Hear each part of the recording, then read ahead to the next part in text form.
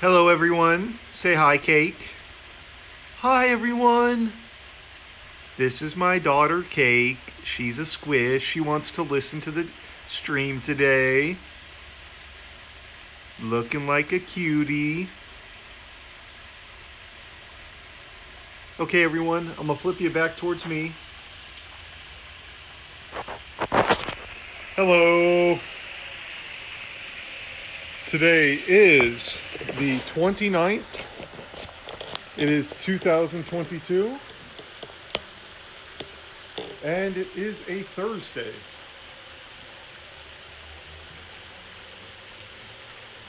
We last left off with Martin meeting Knopf in prison and him singing him a song.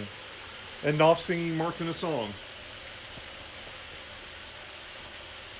We'll start with the pink gloves today since we finished with those yesterday.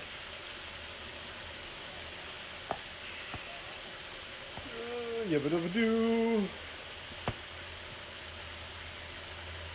It's been an excellent day. I made hot dogs for lunch. They were delicious. And I made my brother a wrap. So that way he has something to eat. Well, he's at work. All right.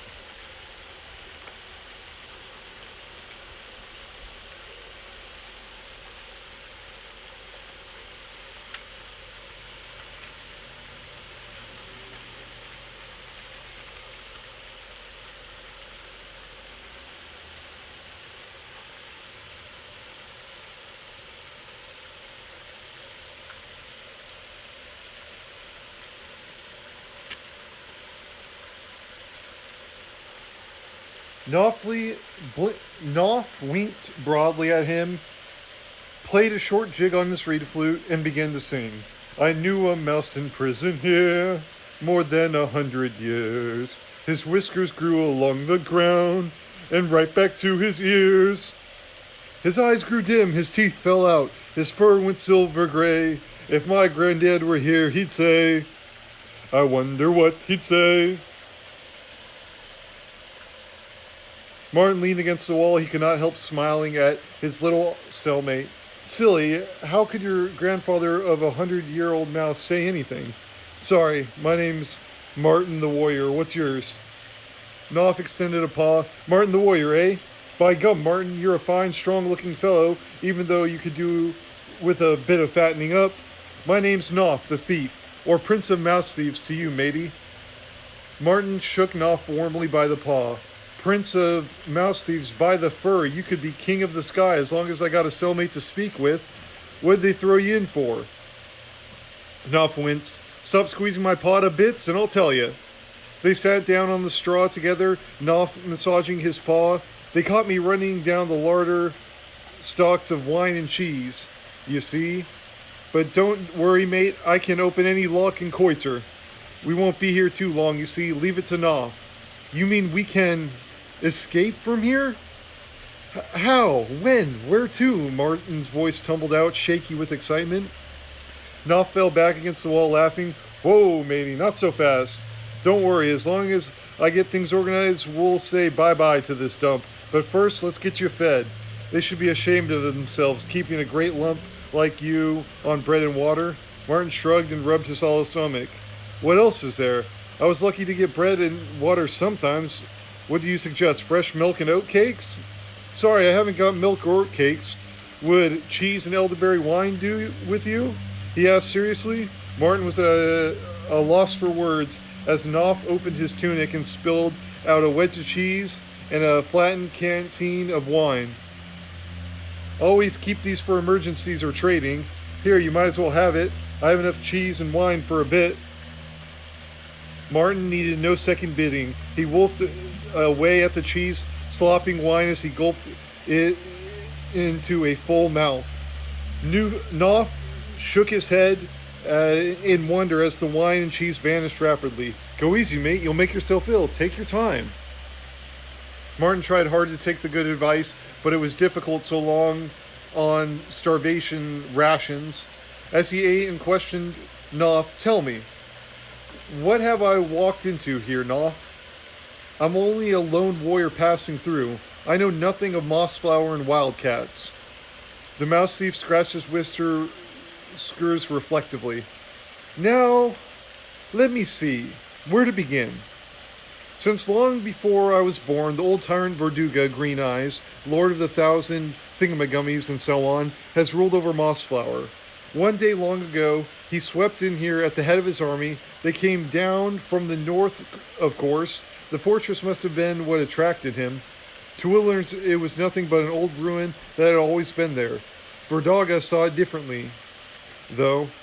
There was a place of plenty where he could settle, so he moved straight in, repaired it as best he could, and called the place Koiter, and set himself up as tyrant. There were none to oppose him. The Woodlanders are peaceful creatures. They had never seen a full army of trained soldiers nor wildcats. Verduga could go just as he pleased. But he was clever. He allowed our creatures to live within his shadow and farm the land. Half of everything they produced was taken as a tax to feed him and his vermin. Didn't anybody fight Matt back? Martin interrupted. Knopf nodded sadly. Oh yes, even there were our old ones who are still fighting to tell how Verduga and his cruel daughter put down the poorly organized rebellion. Those who were not massacred were thrown into this very prison and left to rot. I'm told my very own parents were among them, but I don't know the truth. When the rebellion was broken, Verduga proved what a clever general he was. He actually made a kind of peace with the Woodlanders. They were allowed to live in Koiter's shadow and farm the land. He said he would protect us from attacks by bands of wandering from the north. We were partly enslaved and very much disorganized, not having any proper fighting strength, and with all the rebellious fighters out of the way, most creatures seemed just to accept their lot. Last summer, Verduga became ill. Since he'd been sick, he left the running of the settlement to his daughter, Tasmania. Unlike her father, she is cruel and evil. Woodlanders have been driven too hard out on the fields and not allowed enough time to live on. Hedgehogs like Ben Stickle and his family dare not run away where they could with little ones to care for.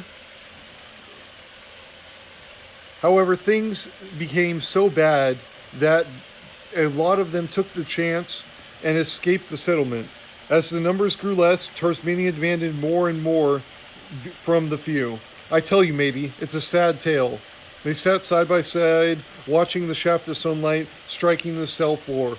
Martin passed the wine to Knopf. What do you know about the wildcat called Genevieve? Knopf took a sip of wine and passed it back.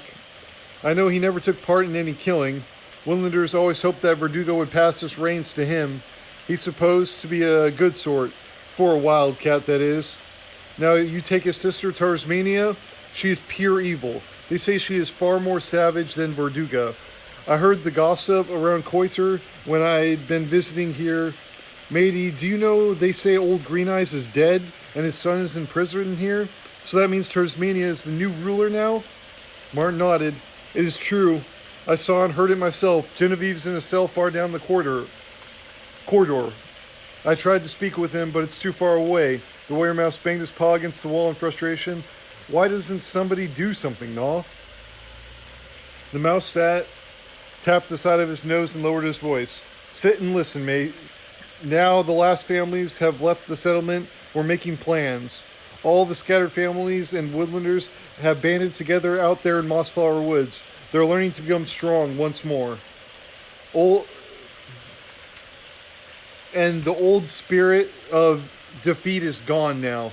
We have real fighters training, otters and squirrels besides, hedgehogs and moles and the likes of me. We've even got a badger, Bella of Brock Hall. Her family used to rule Mossflower in the good old days. You'd like her. Together we form the Council of Resistance in Mossflower. Quorum. See, take the first letter of each word, huh? We're getting stronger every day. Martin felt excitement rising within him again. Do you think that Quorum know we're locked up? Will they help us escape? Knopf winked broadly, a sly grin on his face. Shh, not so loud, matey. Wait and see. Oh my goodness.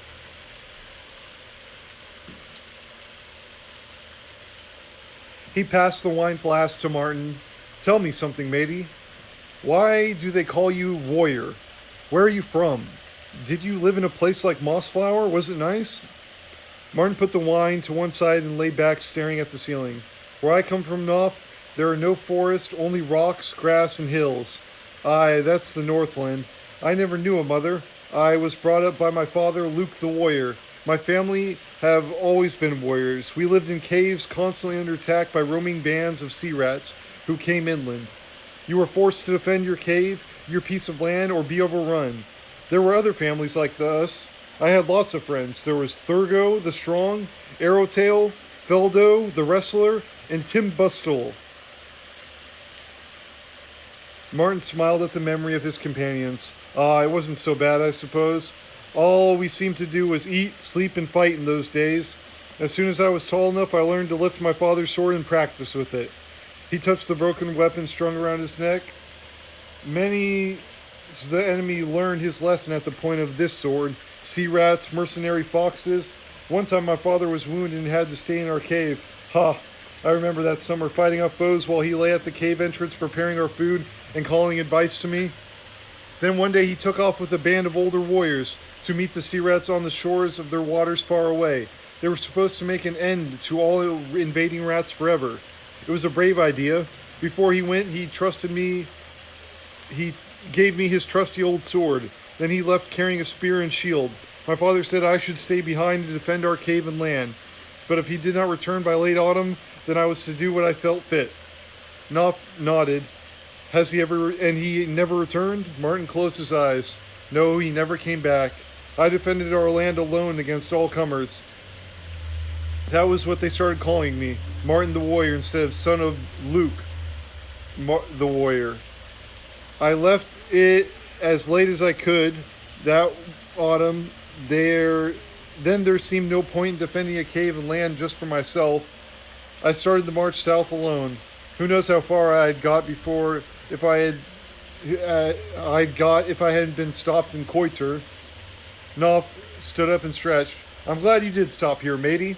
I hate to be sitting in this cell talking to myself. I'd sooner talk to a warrior like you. Martin passed the wine back.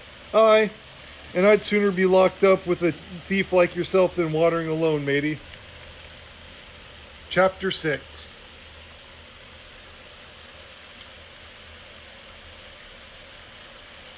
That looks like a bird of some type. I'm sure we're about to find out what.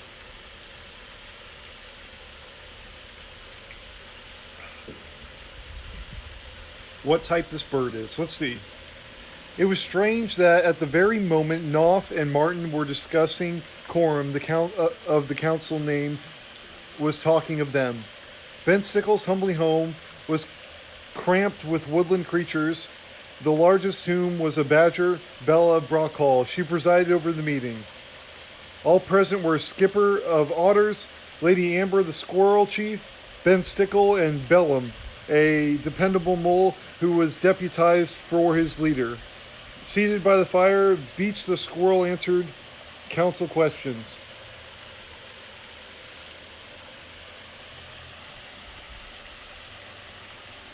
Where did you see Knopf captured? Westerly, off near the fringe by Koiter. Whatever was Knopf doing to let himself get captured? Oh, the usual skylarking and fooling around. You say it was 2 Verduga soldiers? Aye, no doubt about that, in uniform and carrying spears. Where were you when it all took place, Beach? Sitting up an old tree not far off? Did you hear what they said? Heard them say they were taking him off to Koiter. Of course, you know Knopf treated it like a big joke, he did. No doubt they'll have wiped that silly grin off his whiskers by now, and old Green Eye sells. Lady Amber nodded to Beach. Well done. Anything else to report? No marm. I followed them as far as I could. Then I spotted Allegor perched in the spruce. Couldn't say if he was awake, so I decided to come back here knowing there was a gathering at Coram. Ben Stickle winked at Beach. Aye, it's late noon, too. There's a pot of spring vegetable soup and cheese nut bread. Do you think you can manage some, Beach? The squirrel winked back at Ben and bobbed his head respectfully to the Coram leaders and was gone before further questions could be thought up. Bella rubbed huge paws across her eyes and sat back with a grunt of despair. Well, here's another pretty pickle our mouse thief got himself into. Any suggestions? Amber chuckled disapprovingly. If I had my way, I'd leave the silly creature to stew his paws in coiter for a while, then teach him a lesson. There were murmurs of agreement. The skipper of otters whacked his rudder-like tail against the hearth. Belay that kind of talk, mates. You know that the little one would have gone hungry many a times, except for the thief. Skipper gave a good-natured chuckle. That Knopf is my kind of mouse, a true messmate. A bit of a bit light of paw, but good-hearted and able-bodied shanty singer. Ben Stickle raised a paw. I vote we rescue Knopf. We'd be ashamed to call ourselves true woodlanders, leaving one of our own in Coiter prison. Bellum lifted a heavy velvet paw. Her do me vote count who go after formal, not your. Bella thought for a moment while they digested the meaning of the rustic mole speech. Of course, Bellum. After all, you are Formal's deputary, and the quorum respect your judgment as a sensible mole. Bellum squinted his round eyes with pleasure at the compliment. By a show of paws, the vote to rescue Knopf was unanimous. There was a temporary respite for refreshment when the assembly helped themselves to bowls of Goodwife Stickles' famed vegetable soup, farls of warm nut bread and ripe yellow cheese. Lady Amber smiled fondly at the two hedgehogs who were trying to look very fierce and brave, knowing that she was always ready to recruit warriors into her band. She dealt with them as if they were two bold squirrels. Show me your paws. You'd probably make good climbers after some training. You certainly look tough enough. Goody, are these two young villains very strong? Goodwife put down her ladle and wiped her paws on her apron. Oh my, yes. Ferdy and Cogs are two of the strongest. Why, we wouldn't believe our eyes if we saw these two gathering up all those heavy dishes and washing pots. There's no two hogs more powerful. Much smiling and winking was in evidence as Freddy and Cog gathered bowls, grunting with exertion as to prove their strength by securing a large cauldron between them. Buckling down to the business of Knopf, the quorum set about planning his escape. Arguler had returned to Mossflower. No creature could say why he had deserted his mountain stronghold in the far west. Maybe it was he enjoyed the comfort of the woodlands, where prey were far more plentiful. Arguler was a golden eagle of great age. So now we know that bird on the front was a golden eagle, Arguler.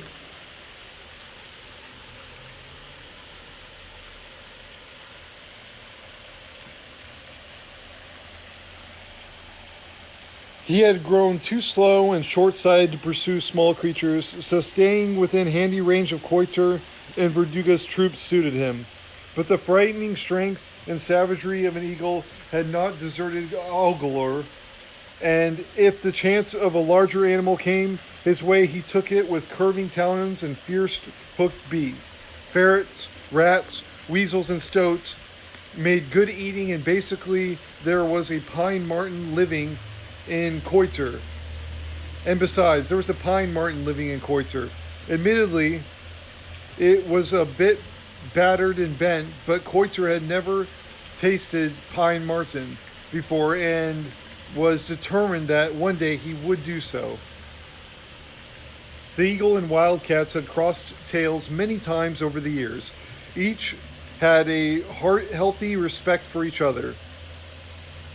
Whenever Angular was sighted circling the sky over Coiter, Verduga's daughter incited the soldiers to fire arrows and throw stones at the great bird, offering reward to any creature that would bring him down. Argulurg was not unduly worried by a mob of vermin loosing missiles at him, as he could outdistance anything they could chose to throw. Sometimes he would hover a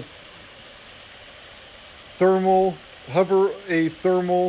sight above out of range, trying with his failing eyesight to catch a glimpse of the desired Martin, or Tarsmania, whom he hated.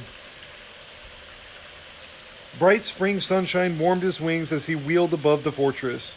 Ashley cringed behind his wildcat mistress as she stood glaring upwards at the soaring eagle. Shoot, you fools!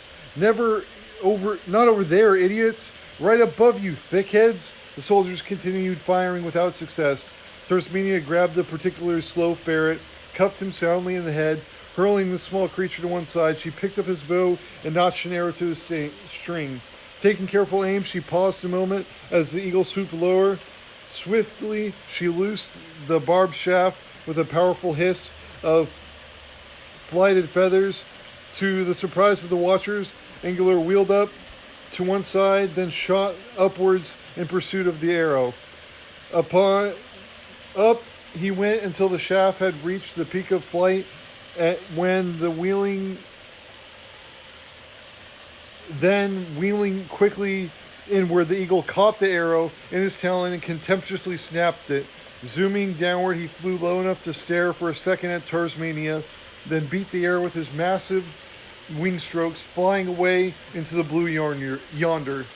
Tarsmania would have vented her rage upon Ashenleg, but he had vanished inside when he saw the eagle diving.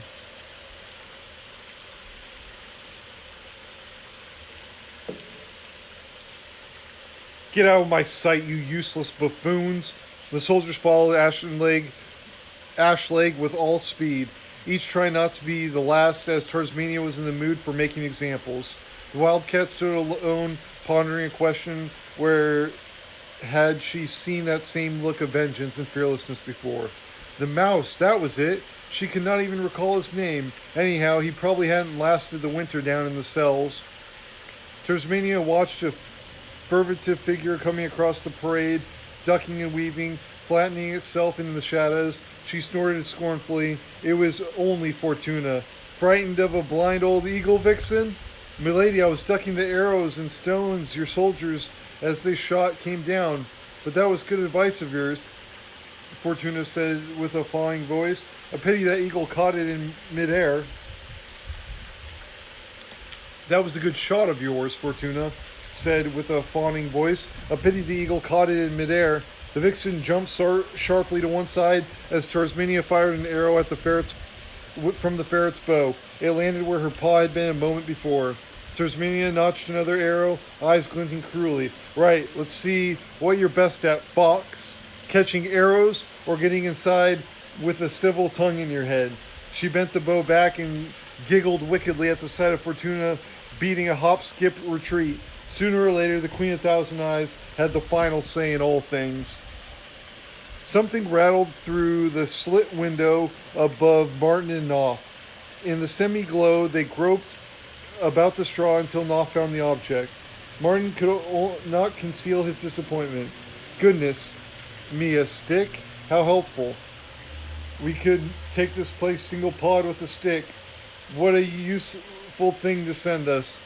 It was not a stick. Knopf ignored his cellmate and set about undoing the thin wire that bound the bark parchment to the slim blade. He unfolded the parchment and moved into the light, where he could read the message it contained. Knopf, here are your tools. Leave by the woodland side of Koiter at the first light of dawn. We'll be waiting to cover you. Coram. Knopf laughed quietly as he destroyed the message. This is what I've been waiting for, matey. Of course, they don't know about you. The plan is only supposed to cover my escape. But don't worry, we'll sort it out. The council will be glad to have a real trained warrior on their side. Now, you'd see the silly old bit of wire on this knife blade? Well, they're going to get us out of here, matey. These are the tools of an honorable thief. Martin clasped Knopf's paw warmly. I'm sorry, Knopf. All I did was stand here and make stupid remarks. You are the expert. From now on, you have an assistant who is willing to learn from your experience. In fact, you've got a real matey. Knopf laughed and winced at the same time. Rightio. The first lesson is not to break the expert's paw by crushing it because you don't know your own strength. Let's settle down now. When is the next guard patrol due? In about an hour's time. A regular clockwork since I've been here. After that, there's nobody until 2 hours. After dawn, well, they bring the bread and water. After dawn, when they bring the bread and water. Good. That gives us time for a little rest. Nas stood stretching out comfortably on the straw. Martin lay down, willing himself to relax against the flood tide of excitement building inside him. Noth played on his flute a while, then began singing softly. Pick a lock, you'll regret the day when you took a mouse thief and locked him away. Silly cat, look at that, it's 2 for 1. The thief and the warrior by dawn will be gone. Martin lay with his eyes closed listening. Who taught you that song? Knopf shrugged and packed his flute away. Nobody. Just springs into my head. Silly, isn't it? Sometimes old Goody Stickle says that it's Mossflower singing through me. Now and then she'll say it's a sight of seasons and the sun hasn't shone upon. Now and then she'll say it's a sight of seasons the sun hasn't shone upon. Martin savored the phrase as they lay in the straw. A sight of seasons the sun hasn't shone upon. I like that, matey. Your friends sound like nice creatures. Knopf chewed out on the straw. You'll like Goody Stickle if you have a mother one. If I did have a mother one time, then she'd be any nicer. She couldn't be any nicer than Goody. Wait till you taste her spring vegetable soup, or her oat and honey scones, piping hot and oozing butter, or her apple and blackberry cream pudding, with spices and fresh cream. Oh, just her new yellow cheese with hot oven bread and a stick of fresh celery. A bowl of milk with nutmeg grated on top. The straw slipped from Knopf's lips. Martin was glad he dozed off. All the delicious mention of food had set his mouth watering like a stream. He was positive that he would like Goody Stickle. In fact, he would never be short of a constant admirer if her cooking was half as good as Knopf described it. Excellent. On to chapter 7.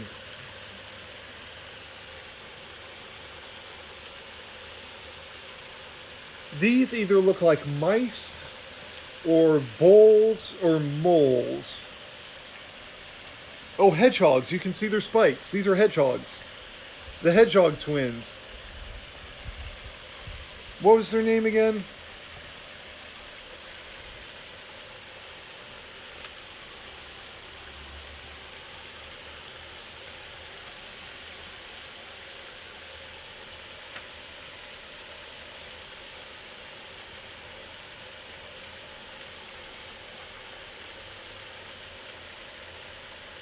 Ferdy and Cogs. Let's remember that. Ferdy and Cogs are the hedgehog twins.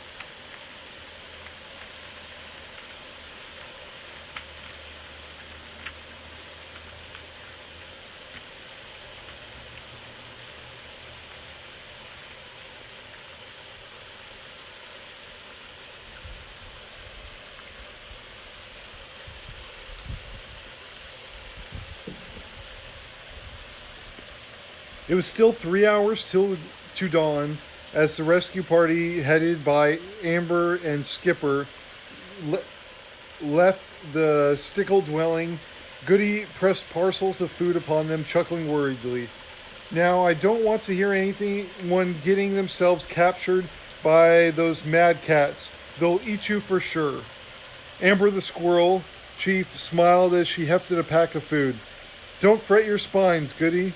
We're more likely to be laid low by the amount of rations you're making us take than the enemy. Skipper peeked inside the pack. Marm, mild stickum sinking a stream if I ate half of this. I'd be down at the bows for a week. The small band of tough, capable woodlanders were paw-picked by Amber's squirrel archers and Skipper's otter crew.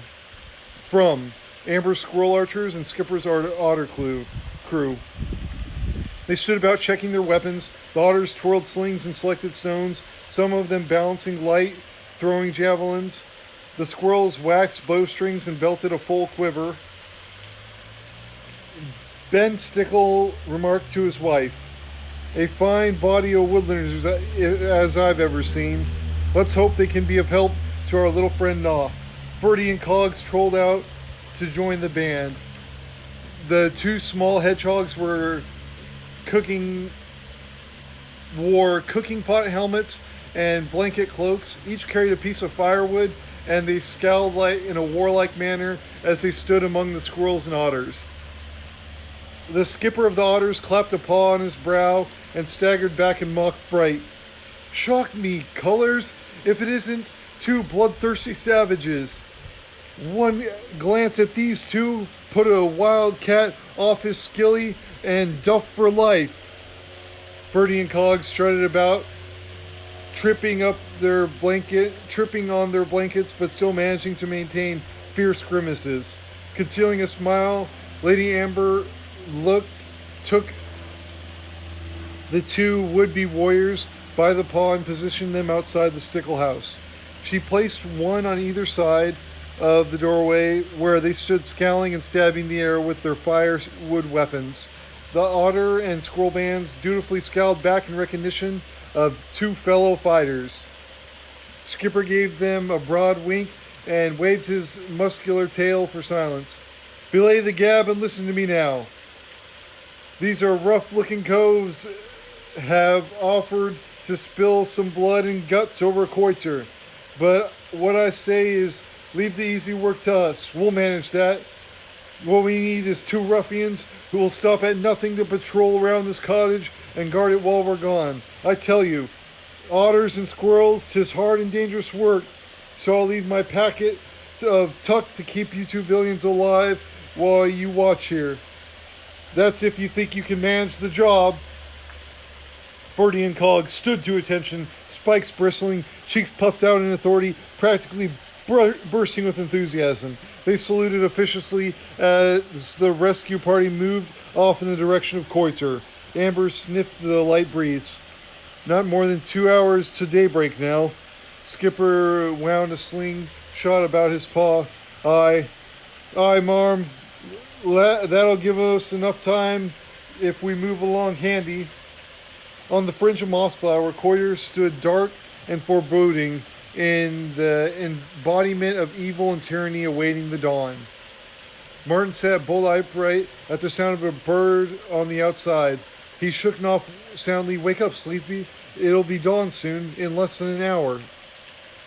The mouse thief sat up, rubbing his paws to his half-open eyes. He looked upward at the narrow strip of sunlight through the bare window slit. "Time to go, matey." Knopf took off his skim knife belt, sliding it into the keyhole of the cell door. He twitched it back and forth. "Oh, good, an easy one." With both eyes closed and a smile of pleasure on his chubby face, he jiggled the blade until there was a metallic click. "That's it, mate. Give it a shove." Martin pushed the door, but it refused to open. "It's still shut. What's wrong?" Knopf tested it carefully until he heard a slight rattle. "Bolts. I need a boost. Can you hold me up, mate?" Martin braced his shoulder back and cupped his paws against his shoulder. "Try me." The mouse climbed up and balanced on his friend's shoulder. Martin bore his weight patiently, hoping that Knopf's talents would do the trick. "How's it look up there?" Knopf's voice came back, punctuated but by odd grunts of concentration. "No real problems, matey. Leastwise, nothing that a prince of thieves can't handle. Ha! Rusty old bolts. Shove a bit of greasy trees in them, and my knife blade loop the wire around the bolt handle. Then it's just a matter of wiggle and jiggle and tug until it comes loose. Like this one. Ha! Got it." Martin squared his shoulders once more as Knopf sought a new position. Now for the other lock. Hee hee, these beats scrabbling and climbing up doors. A good strong matey to stand on. Martin, you're as solid as a rock. Maybe, Martin grunted, but I'm not as thick as one, so stop prancing about on the back of my neck like that. You've been standing here for ages. Knopf was never short of an answer. Ages, huh? I've never not been here for 10 seconds and the job's near done. You know clumsy thieves and burglars who keep you there until your whiskers grew away. Now thank your lucky stars you've got an honest thief like me to look after you, matey. Look out, here it goes. Suddenly the door swung open and they both tumbled into a heap in the passage. Knopf was laughing uproariously. Martin clapped a paw on his noisy friend's mouth. Shh! You'll have the guards coming down to check on the din. Martin closed the door carefully and rebolted it. Knopf was halfway along the passage when he noticed Martin was not with him. Glancing back, he saw his friend standing by a cell down the corridor. It was Genevieve's cell, and Martin was speaking to the wildcat. Genevieve, do you remember me? I'm Martin the warrior. When I was taken prisoner, you were the only one who tried to help me. I've not forgotten that, even though we were on opposite sides. I've got to go now, but if there's a way that I can help you when I'm free, then I will. Genevieve's voice reached Martin. He sounded weak and despairing. Save yourself, Martin. Get away from this place, and my sister. Knopf pulled Martin away, calling as he went. I'm Knopf, the Prince of Mouse Thieves. We've got to go now, but if you've helped my friend, then I'll try and help you someday. As they hurried along the corridor, Genevieve's voice echoed behind him. Thank you. Good fortune go with you both of you, my friends. They reached the end of the passage and the mounted stairs. Knopf was panting heavily, so Martin waited until he regained his breath. The stairs were built in a spiral. At the top was a wooden door. Knopf held a paw for silence as he eased it open. It was all clear. They stepped out into the broad hallway, which stretched away to the left and right. Martin scratched his head. Which way, left or right? Martin placed his slim blade on the floor and spun it, and they stood watching until it stopped. Left, come on, matey. Continuing down the hallway, they saw a high window with the morning sunlight streaming through onto the top of the flat, wide stairway. Knopf groaned. Oh no, we're late. We mistimed it because of that dark cell. Oh well, if we hurry, they may still be waiting outside for us. Which way now? As the steps took a turn, they were in a smaller hall with a door at the end. The sound of Terrasmania's voice could be heard. They froze. And if one word of this ever gets out, just one, you, Vixen, and you, Ashleg, I'll see you both hanged in chains over a roasting pit. The army will only follow the rightful leader. And now that my brother's in the cells, that's me. I'm the Queen of Thousand Eyes. I rule Koiter and Mossflower. The escapers backed down the hallway. They had just ascended, the echoes of Terrasmania's voice all around them. Martin and Knopf crashed straight into Terrasmania and Fortuna, who had been unknowingly walking up the stairs behind them. They just ran into the cats. Oh. In the shrubs and small trees that bordered the woodland edge of Koiter, the otters and squirrels lay low. It was full bright morning, long past the dawn. Birds were singing. The sun beamed bright greenery over the bright greenery dotted with daphne, spurge laurel, and late winter jasmine. Oblivious to the beauty around him, Skipper lay whispering to Amber, "We cannot hang around here much longer, Marm." Amber stared at Koiter's gloomy walls. "You're right, Skip. We should be spotted in broad daylight from those walls quite easily. Where in the name of fur is that little thief got to?" "We've got to give him a little longer," Skipper shrugged. "We can only give him a little longer," Skipper shrugged. "Then we have to push off and try another day." The young dark-colored otter wriggled through the grass on his stomach and saluted. "Huh. You're never going to believe this, Skip, but there's a whole fleet of mice dressed in funny-looking robes coming this way through the woods. Never uh, seen like them in me born days. Skipper, and Amber looked quizzically at the scout. Where? Sort of circling from the south. Look there. Sure enough, as she'd spoken, through the trees a band of mice were marching, all dressed in green robes, completed with cowls and rope ties about the middle. Amber shook her head in amazement. She signaled the squirrel in a nearby tree. Quickly, take this otter with you. Get over there and tell those bunch of knees to get down flat. Don't they know where they are? Before the pair dashed off, Skipper spoke. Stay with them. Soon as it's safe, take them in tow to Brock Hall. That should be large enough. Get in touch with Bella and tell her about them. Say that me and Lady Amber will be in touch before nightfall. Off you go. Amber watched them bound away, ducking and weaving. Beside the army of Koiter, there was always Angular to watch out for.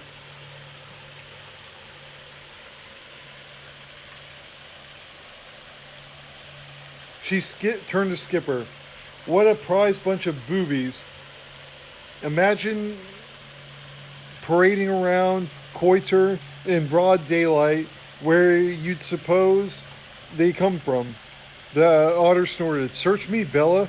Probably know as she's done a far bit of roaming in her time. Huh. Talking of time, I think it's nearly run out for a young Knopf if he doesn't show himself soon. Even as this early morning hour of warmth from the sun had lulled over Argolord into a drowsy sleep, the eagle perched high in a spruce, particularly leaning against the trunk. In his sleep, he groaned pleasurably, ruffling his plumage slightly to let his glorious warmth sleep through his ancient flesh and bones. It was only there was there a place that no cold or damp windy autumn like the spring followed. Excuse me, I gotta reread this. Life passed Urgelurg as he slept the day through on his perch. It passed by more importantly in the forms of an otter and a squirrel leading a band of robed mice directly beneath the very tree which he slumbered.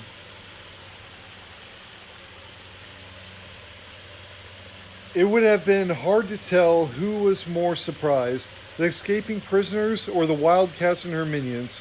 Immediately they collided. Tasmania gave a yowl of rage, and more by luck than judgment she seized Knopf's leg, and this was followed by more anguished yell of Martin, who whipped the blade from Knopf's belt and stabbed Tasmania sharply in the paw, forcing to release his friend. Followed me, Martin grabbed Knopf and ran back up the stairs, giving Fortuna a good slash across the rump with the blade as he went. The vixen collided with Ashleg and they fell in a jumble. Tasmania tripped over them. She stumbled to exatriate herself, screaming curses and raking the unlucky pair with her claws. Blockhead! Idiots! Get out of my way! Martin and Knopf dashed headlong down the hallway. Taking the door to the right, they dived inside, slamming it shut behind them. It was late. Lord Green-Eye's bedchamber, with shouts of the pursuers ringing close, or the escapers scuttled for cover beneath the large canopied bed. We can't stay here long, Martin panted as he felt about in the darkness and found Moth's paw. Don't worry, matey. Get ready to make a bolt when I shout. There was no further opportunity for conversation as the door banged open. Tasmania pushed her creatures before her and she closed the door. She was licking her wounded paw. Fortuna, who had suffered a loss of dignity, tried not to rub her wounded rump. Ashleg stumbled about, trying to sound helpful. At least we've got him cornered in here somewhere. Somewhere, echoed Fortuna, but where? Tasmania lowered her voice as she called the two close. We don't know how much these mice overheard. They must not leave this room alive. Let us search each corner thoroughly. Stretched out flat beneath the bed, Martin could see the paws of their pursuers, He watched as they dispersed in directions. They turned toward. He turned towards Knopf. In the name of mice, the little thief was the absolute limit. Knopf had actually closed his eyes and appeared to be napping. Martin prodded him urgently. The three hunters were getting closer and closer to the hiding places.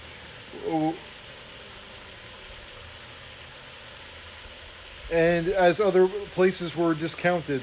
Ashleg, have you checked those wall hangings properly? Yes, m'lady.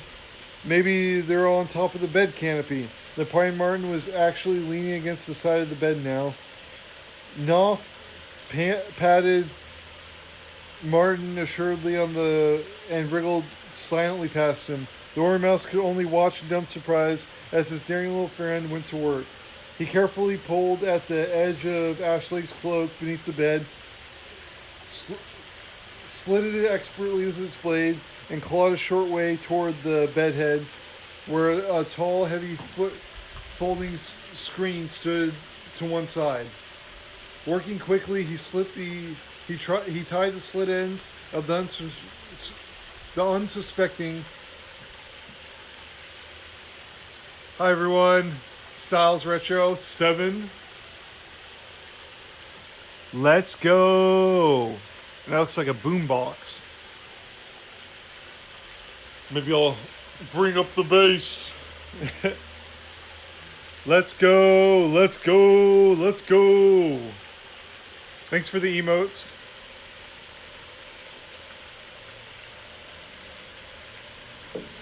Styles Retro 7, how are you doing today? Enjoying the story? I am well. I had a good lunch.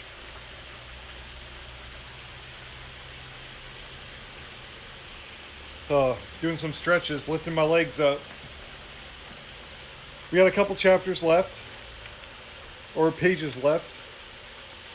About 3 pages left. That's good. I'm glad you're doing well. Thank you for stopping by. It means a lot. I love having someone to talk to while I read.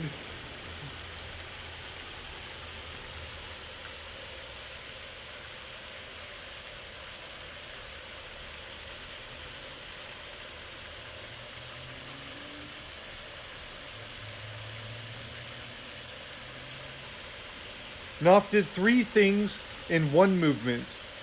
He pricked Ashleg's good paw viciously with his blade, grabbed Martin, and shot from beneath the bed, roaring as they went.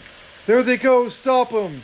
Pandemonium ensued. Ashleg screamed and lurched forward. The heavy screen went with him.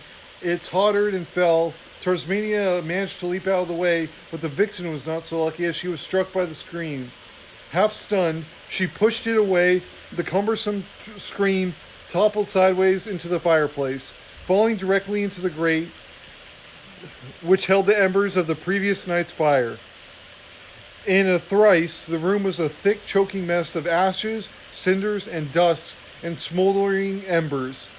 Martin and Knopf pushed the door open. 2 weasel guards had heard the noise in the passing thundering and came thundering into the room as Martin and Knopf hurried past them out into the hall. Behind them, the shouts reached a crescendo, as unprotected paws came in contact with a floor strewn with red-hot embers. This time, Martin took the lead as they went straight down the hall and through the door at the opposite end. They found themselves in an upper mess room full of soldiers, stoats, ferrets, and weasels, all eating breakfast. At the long trestle table at the window, taken completely by surprise, the soldiers sat, gaping at the 2 fugitives. Stop those mice! Kill them! Tasmanian enraged shouts reached them as she ran towards the mess. Knopf seized up the situation at a glance. The unsuspected was called for. Without a second thought, he pulled Martin with him, and they ran across the room and bounded from a vacant seat up onto the tabletop and dashed madly along it, scattering food and drink and vessel everywhere they went. Together, the thief and warrior leapt through the open window into an empty space with a loud, defiant Yeah! Skipper and Amber both heard the cry. So did Angler.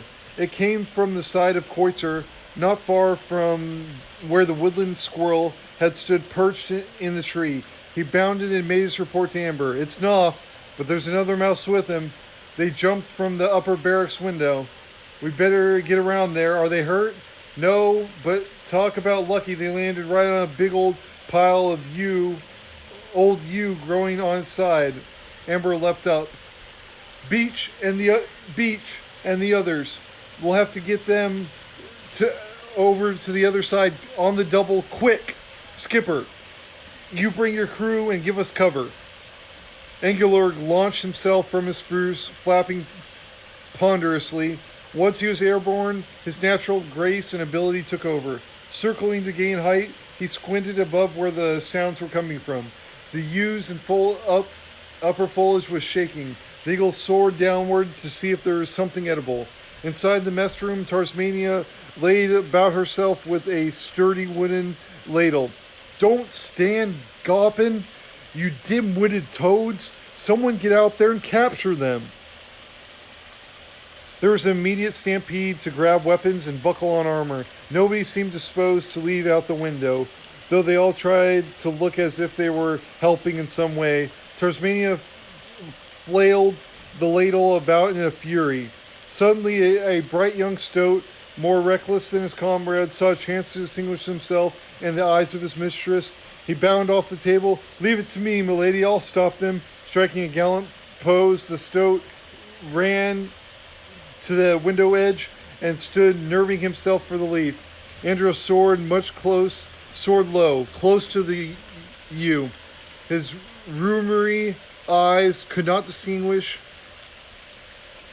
much between the crisscrossed branches. He was about to abandon hope of a quick meal and turning away as on his huge wingspan when suddenly a fat, juicy stoat with the expression of heroic duty upon his face jumped out into midair, straight into the talons of the wheeling eagle. Angelor gave a screech of delight, which contrasted jarring the stoat's regal, ragged squeal of dismay. The old eagle flapped joyfully off his spruce branch with the tasty burden. Knopf wiped perspiration from his whiskers in the name of mice and cran apples. That big feller nearly had us there, mate. Martin pointed at the open window. It's not over yet. Look. Tasmania stood glaring at them. The mess was crowded with frightened warriors, none of them who would venture near the warrior. Ashenleg shuddered and clutched at his clammy fur. Did you see all of those claws? Ugh, the size of its beak. Tasmania swung him around by his cloak. Shut your blathering face and get me my bow and arrows. Just look for that piece of impudence. Knopf was pulling faces at the wild king and blew out his cheeks and stuck a paw on his nose and rolled his eyes in a ridiculous manner. Tasmania snatched up a spear and flung it, but the weapon was deflected by the close-knit yew branches. A well-aimed arrow would do the trick, she thought.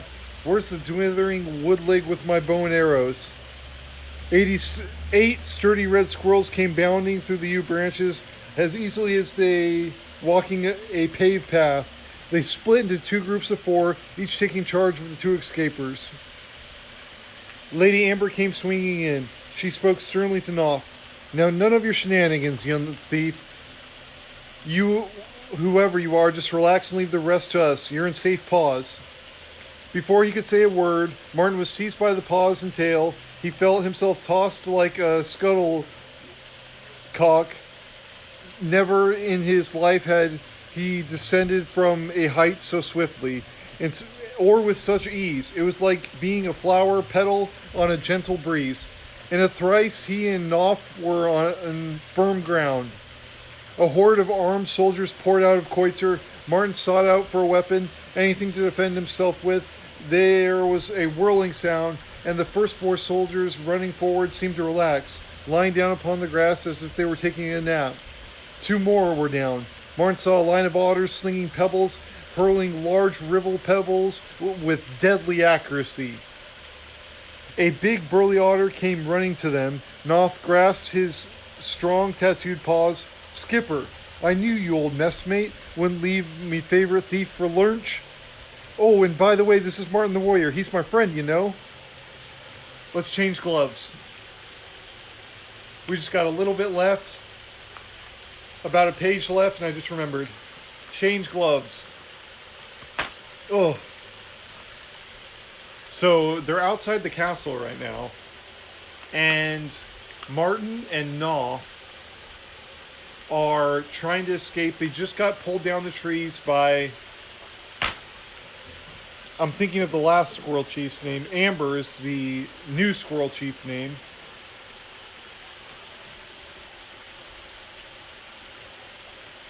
Oh.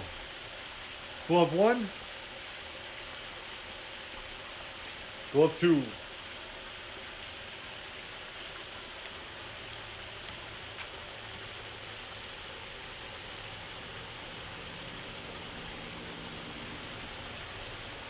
Skipper signaled his crew to retreat, waving to Lady Amber as he fitted another stone into a slingshot. Ha! Welcome aboard, Martin. Though, how an honest fellow like you came mixed up with this little buccaneer, I don't know. Skipper nodded to Martin, introduced Martin to Lady Amber, who said rapidly, glancing anxiously about her, Pleased to meet you, I'm sure. Martin, Skipper, I don't like this. They're planning something. As Amber spoke, a horde of soldiers bearing thousand-eyed shields came streaming out the main door with Tasmania leading them. There was far too many to be counted. Amber muttered to Skipper, Take Martin and Knopf, break and run for it, we'll cover you. Tasmania was furious. She guessed what was happening. The squirrels were taking a stand while the otters slipped off in the forest with the fugitive. She issued orders to a ferret captain named Raker. Stop here with a platoon and face the squirrels. I'll take the rest and circle about them and we'll cut them off. They won't realize I'm following them, so they'll slow down a bit and they'll think they're in the clear. Raker saluted. As you say, milady. Here, you, Scratch, and you, Thicktail, take your squads and follow the queen. The two weasel captains saluted with their spears. They then detailed their creatures to follow Tasmania. The wildcat had bounced off alone, taking a wide loop south and back east.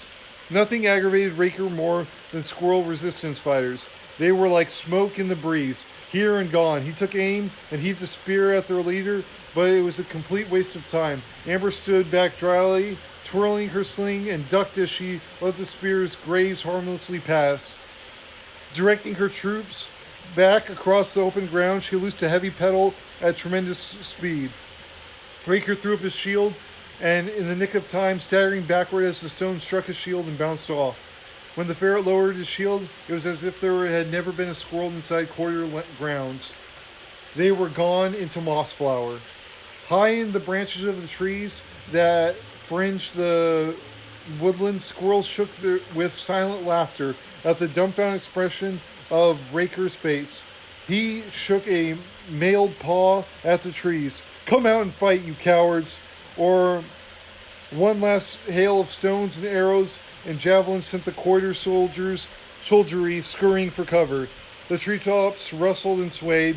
Distant laughter told the enemy the squirrels were swinging away through the sunlit terraces of leafy Mossflower.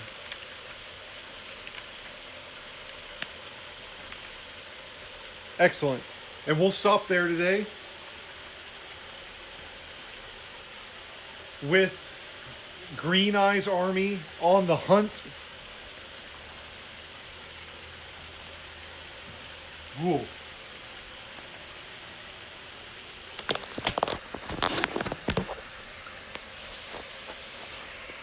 It was an excellent stream today. Thank you, viewers, listeners, chatters, and feelers. I am actually going to sing you something.